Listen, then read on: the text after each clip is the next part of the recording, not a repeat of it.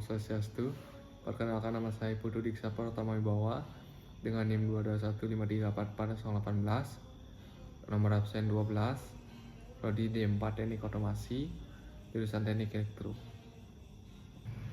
Pernahkah Anda membayangkan bagaimana pabrik besar itu seperti pembangkit listrik, pabrik kimia, serta pengelolaan air itu bekerja selama 24 jam secara non-stop, dan bagaimana semua itu terjadi dengan stabil?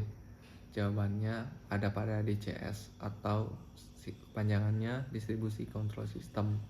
Pada video ini saya akan menjelaskan apa itu DCS, kemudian bagaimana mensimulasikan DCS itu dalam sebuah skenario industri nyata.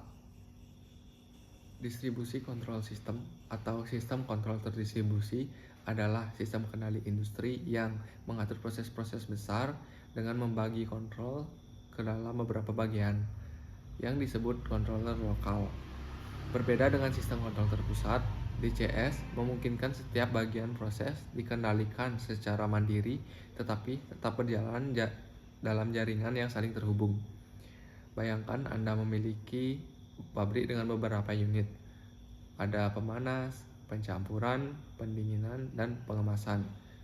Dengan DCS, setiap unit memiliki mikrokontrolernya tersendiri yang bisa mengambil keputusan lokal berdasarkan data sensor sekitarnya. Namun, semua itu tetap terpantau dan bisa dikendalikan dari satu pusat utama.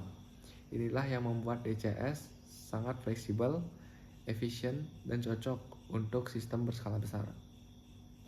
Baik, di sini saya akan menjelaskan beberapa komponen utama yang umum digunakan pada distribusi kontrol sistem. Yang pertama ada sensor dan aktuator yang mengirim dan menerima sinyal dari lingkungan fisik.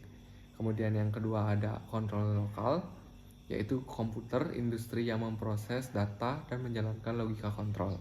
Kemudian ada human machine inference, yaitu panel atau layar yang digunakan operator untuk memantau sistem.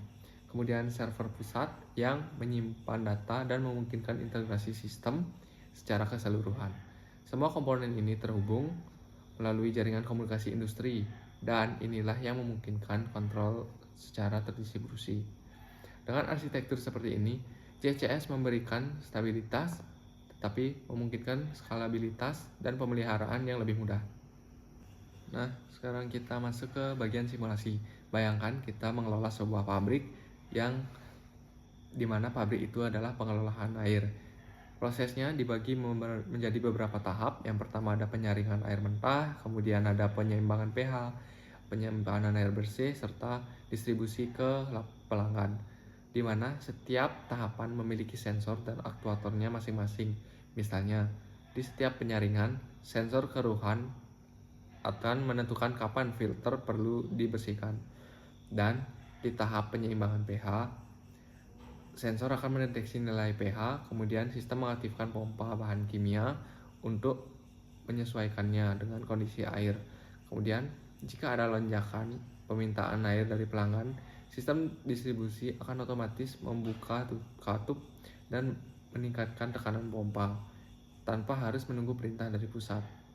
Meskipun semua proses ini terjadi di lokasi yang berbeda, DCS mengatur semuanya secara real time melalui jaringan yang terintegrasi. Operator hanya perlu memantau di ruangan kontrol dan hanya turun tangan saat ada anomali besar. Ini menunjukkan bagaimana DCS menghubungkan otomatisasi, efisiensi, dan keandalan dalam suatu sistem yang terstruktur.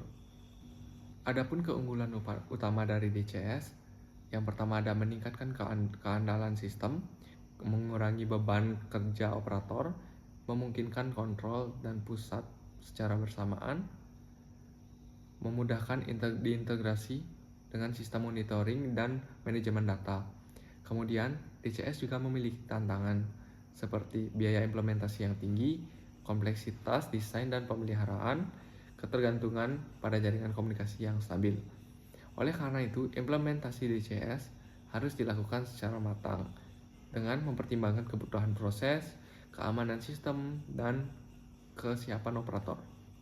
Kesimpulan yang dapat diambil dari materi ini, di mana distribusi control system adalah tulang punggung dari industri modern. Dengan teknologi ini, proses yang rumit bisa dikendalikan dengan lebih mudah, efisien, dan aman.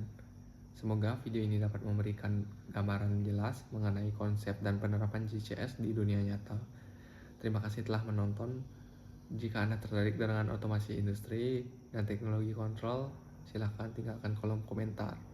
Dan sampai jumpa di video berikutnya. PNB Jaya.